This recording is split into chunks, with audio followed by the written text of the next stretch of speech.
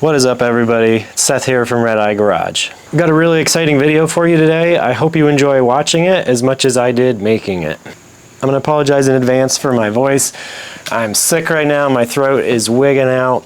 And also some of the clips from this video were shot at night, in the rain with different cameras, but I just didn't want you to miss any of the action from the weekend. But I think the content will outweigh some of the darkness and stuff in the videos. I got the opportunity this weekend to do two new firsts for me. One was to power something with the PTO on the Jeep, and the other was to pull a tractor pull sled with the FC. I've been wanting for a really long time to be able to use the PTO on the Jeep, and everybody says, when are you going to do that? And I just don't have a farm here with implements and stuff to run, so this was a really cool opportunity. Earlier in the spring, a guy named Ashton, who's an Instagram follower, reached out to me and said he's the part of an antique machinery association, and he invited myself and a few friends to come out and play with our Jeeps at their show. So that's exactly what we did. Last weekend we loaded up the Jeeps. A few friends of mine, we traveled over to the Mifflin County Antique Machinery Association grounds, and we had a little fun doing some farm stuff and pulling the Jeeps. Much like the rest of the country right now, we're having a lot of rain from these tropical storms. Thankfully,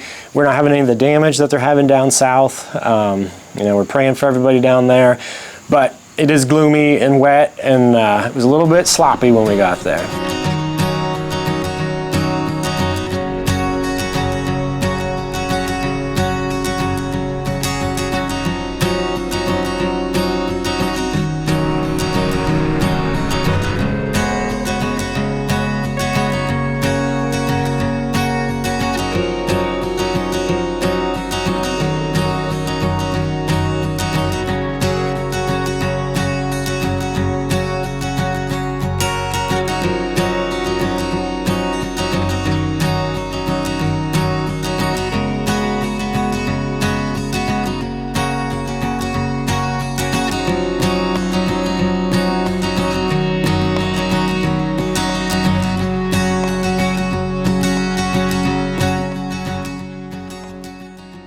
Alright, we've arrived at our destination. Here's the rig. So we are at an antique machinery show out in the middle of nowhere. And it's mostly going to be tractors, but they invited us and we thought, why not? So we're going to have a couple Jeeps here. There's Gary, and then Jared's on his way. We're going to camp out, and hopefully this rain quits and we can do a little tractor pulling. Well, we are unloaded, so we got 4 Jeeps here. Jared's got the 3B CJ5. I brought the FC. Gary has his CJ2 Ag Jeep with a 3-point and plows. I got my drum pulley on the back, setting up the campers. It's like misty, spitting rain, but we're hoping it clears out so we can enjoy the festivities. They weren't actually able to pull on Friday night because the rain was so constant. It got the track all muddy, so that was postponed. We showed up Saturday morning. We followed along as they used an antique corn picker or chopper to sort of cut the corn and get it ready to use on the other chopper. And so it's cool to just see some of this old mechanical creations being actually put to use. You know, most of this stuff was probably 100 years old.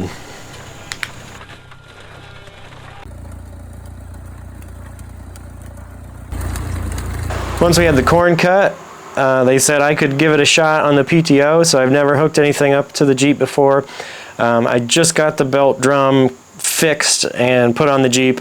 It was completely destroyed when I got it, and I TIG welded the housing back together, and I was pretty nervous the whole time that it was just going to explode, you know, and come apart and my weld would fail, but it actually held up and worked pretty well.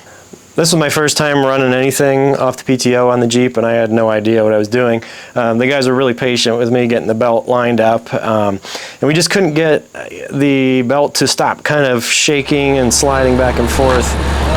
So they had me go around to the other side. We put a twist in the belt, and then it worked pretty good. But when it was really shaking, I could feel it kind of pulling the Jeep, and I was really worried that weld was going to come apart. But somehow it held up. Once we got the twist in it and got the belt lined up properly, the Jeep worked pretty good. Like I said, I don't know anything about farm machinery or speeds, but after watching the other tractors do it after me, I think I would have put it in third gear. I could have used less RPM if it had the power, but it's just a learning experience, and it was cool because it's something I've never done before. So guys, if you're watching, thanks for letting me do that.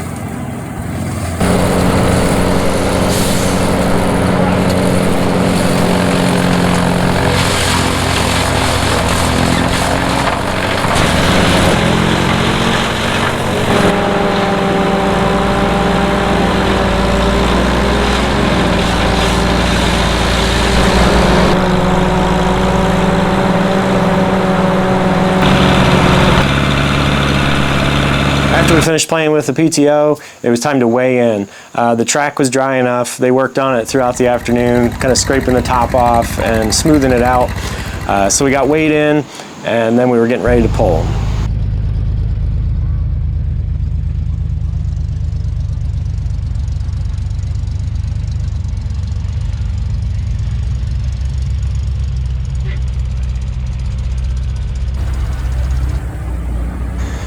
Our lightest Jeep there was Jared's 3B. I think it weighed 24 or 2,500 pounds.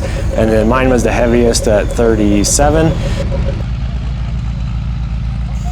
Here's Gary's CJ2A. It's basically a stock Jeep, but he's got the plow and the PTO and the hydraulic pump. So it's pretty cool to see how much heavier that made a little CJ2A. So we were in the smallest class. We were lighter than the lightest tractor. And we found out real quick that tractors are better at pulling sleds than Jeeps. There was a heavy sled on the sticky track, and I got the honor of going first and kind of looking like an idiot when I went to let the clutch out, and it didn't spin the tires. The sled moved a little bit, and that was it. I could smell the clutch, and it just wasn't moving.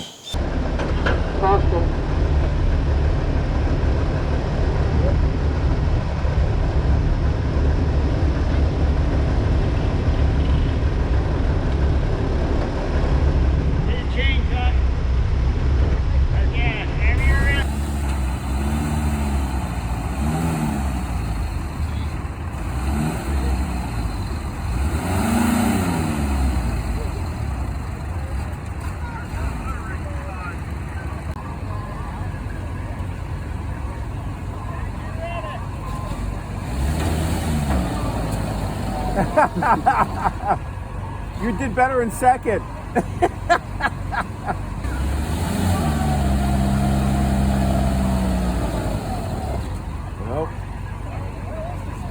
Next up was Jared and his 3B, and this thing is like showroom ready. Just finished the restoration, could still smell the paint, and he hooked it up there. It's the same engine that's in the FC, but it's about 1,000 pounds lighter, and the tires are a little bit smaller. And he spun the tires easily, but I don't think the sled moved at all.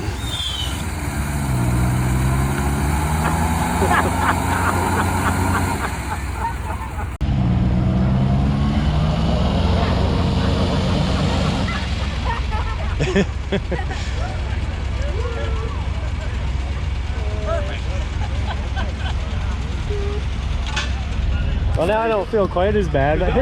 Jared actually brought 2 Jeeps to the show. So his second one was his 1970 CJ5. And it's kind of his trail Jeep. It has lockers and a V6. But it's also really light. I think he weighed in at like 2,900 pounds.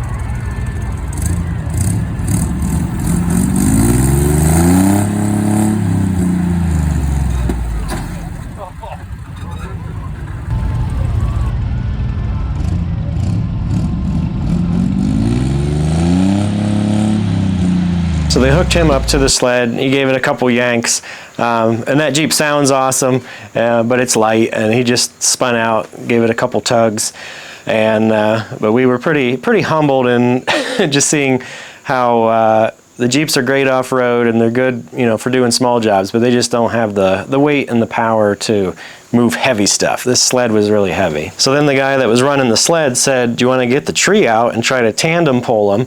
And of course, we drove all the way. We're like, heck yeah. And I will say the staff was super patient and accommodating to let us, I mean, we wasted probably an hour of their night attempting to move this sled. Then they got a skid steer out and hooked the tree up. And we gave it a shot pulling side by side. And let me tell you, that was more challenging than I thought. I didn't realize, you know, there's one chain in the middle with a bar, so there's a pivot. And the guy was explaining to us, you know, if one gets ahead, you know, you got to keep it even or you're going to be, you know, the bar is going to be turning. And it was amazing. Like if I let off the throttle, Jared would pull ahead. And if you push the clutch in, then you go backwards. So we kind of looked like a couple of monkeys for a while, you know, and just getting it to move. Sometimes it wasn't even our fault. We were grabbing traction or hitting this like a loose spot. But the start and the end of pulling those that tandem sled was really entertaining and really like was throwing you around, but it was super fun. So once we got it all sorted out and hooked up, they let us do our first pull.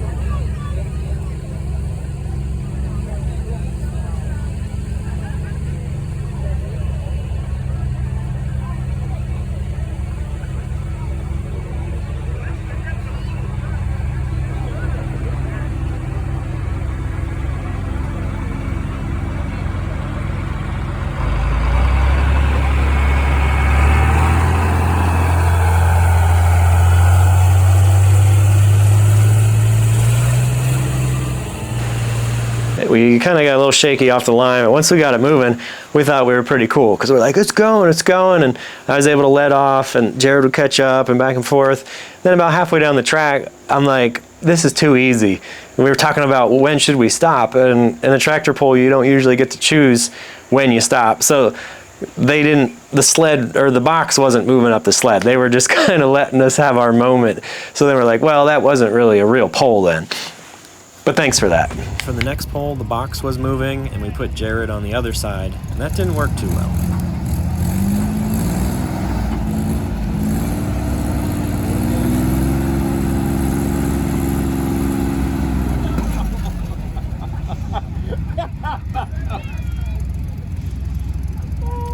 We switched one more time and put the FC back on the left.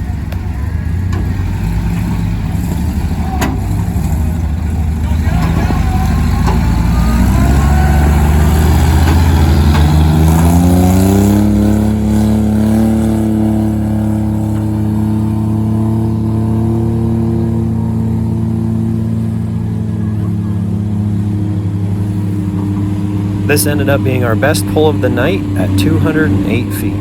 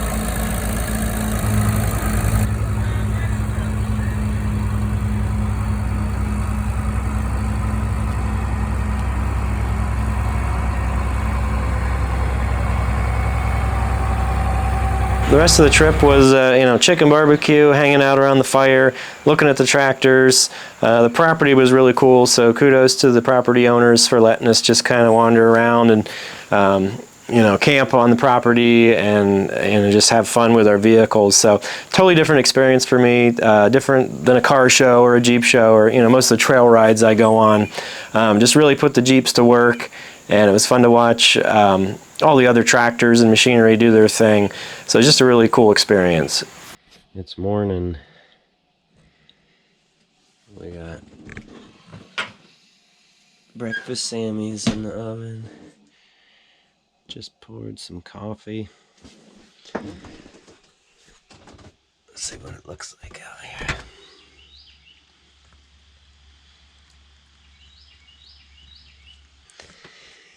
It's just been like rainy and drizzly for the last 4 weeks. What do you think, Saul? Yeah, it's not nice. So we're gonna just chill in here for a while. Probably get loaded up and head for home soon. Sunday morning was another rainy start. We got up pretty early and we were gonna head for home. So I went out to just get some last minute pictures of the Jeep, and then I was ready to load the FC up, and then I did another stupid thing. I really strive to be real on this channel, and I think most of us don't like admitting when we do stupid stuff, especially us men, when we mess up doing man stuff. But when we got there, I had to level up my camper, and I had the trailer on, and I don't want to pick the whole trailer up with the camper jacks, so I pulled the pin on the tongue of the trailer, and I had my little jack there, and so I had it up off the ball, so I could level up my trailer. The Jeep's off the trailer at this point, but then when I went to load up, I totally forgot to put the pin, to lower the back on the ball and put the pin in. So I go to back the FC up. As soon as the back tires hit the ramp, the tongue goes up, hits the camper. My son's in the camper, like, what the heck's going on? And then I saw that when I backed off, it came back down and sat on my stepladder, so it didn't fall down, but it totally dented the bottom of my camper. Didn't do any structural damage, but I just felt like an idiot. And then luckily Jared and Gary came over and helped me get it back on the ball and get underway.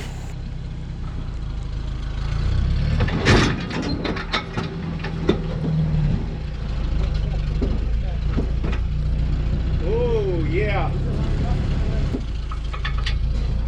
Yeah, keep going ahead.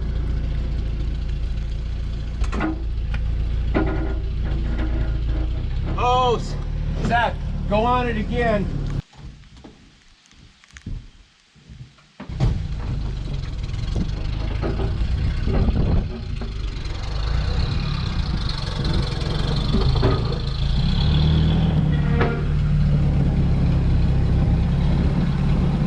A funny moment from the trip was Jared, a line that Jared said, I brought extra drive shaft and a spare hub because I thought we might break something on the Jeep. And he goes, of all the damage that I thought we'd get this weekend, I didn't think it'd be the floor of your camper. So, and I totally agree. I did not see that coming.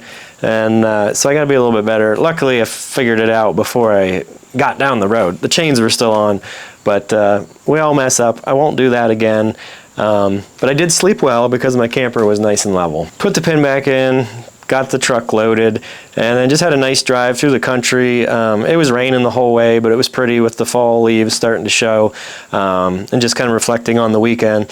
So one thing I would just say is if you get opportunities to do different things with different people, you know, just say yes. I'm trying to say yes more. Get out.